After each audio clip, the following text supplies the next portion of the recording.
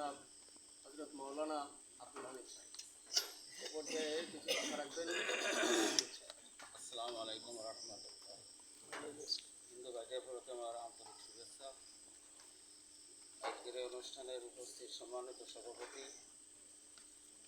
উপস্থিত আছেন হিন্দু মুসলিম ভাইরা মিলেমিশে একটা শান্তিপূর্ণ একটা অনুষ্ঠান।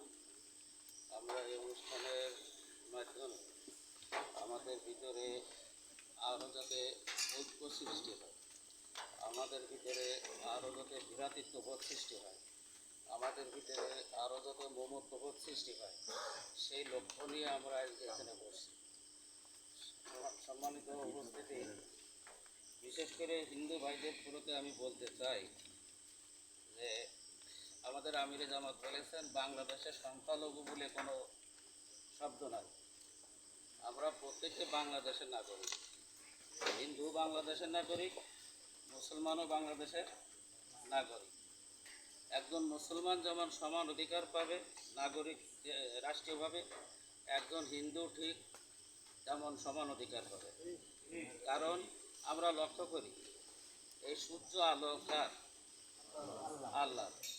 এ কি কোনো বাজ বিচার করে আলো দেয়? না, সবাইকে দেয়। চন্দ্রের যে আলো এটা কার? এ কারো বাজ বিচার করে দেয়? এই যে বাতাস, এ দল বেদল দেখে?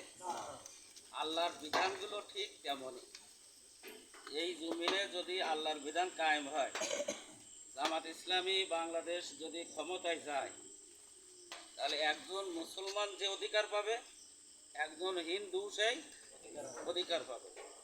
একজন মুসলমানের মেয়ে যদি নিরাপদে থাকে, একজন হিন্দুর মেয়েও নিরাপদে থাকবে। আমি এর আগে ইসলামী শাসন চলেছে অনেকটা, পরবর্তীতে এসে ব্রিটিশ আসলো। দিল্লির সম্রাট জাহাঙ্গীর, তার বাড়ির পাশে এক বুড়ি জাহাঙ্গীর কাছে নালিশ নিয়ে গেছে, জাহাঙ্গীর আমার ছেলে সেনাবাহিনীর চাকরি করে, প্রতিদিন এক যুবক এসে আমার বৌমার ইজ্জত নষ্ট করে চলে যায়। জাহাঙ্গীর কোনো কথা বললো না, আবার বলতেছে, জাহাঙ্গীর আমার ছেলে তোমার সেনাবাহিনীতে চাকরি করে, আর প্রতিদিন এক যুবক এসে আমার বৌমার ইজ্জত নষ্ট করে চলে যায়। কোনো কথা বললো না, আবার বুড়ি বলল। শেষে বুড়ি বলল কি, জাহাঙ্গীর আমি তোর হতে দেখেছি, আর একটা কথা নিয়ে আসলাম, তুই কোনো জবাব দিলি না, তোর আল্লাহর কাছে কিয়ামতের ময়দানে নালিশ করব। জাহাঙ্গীর সন্ধ্যাবেলায় ঘোড়া চড়ে তরবারি হাতে নিয়ে বুড়ির বাড়িতে আসলো। গেটে দরজা দেওয়া, একটা ঘোড়া বাঁধা। উনি ঘোড়ার পিঠে উঠে টপ খাইয়ে ওই পাশে গেলে ঘর থেকে চিৎকার আসতেছে। বুড়িমা আলো জ্বালায় বারান্দায় বসে রয়েছে।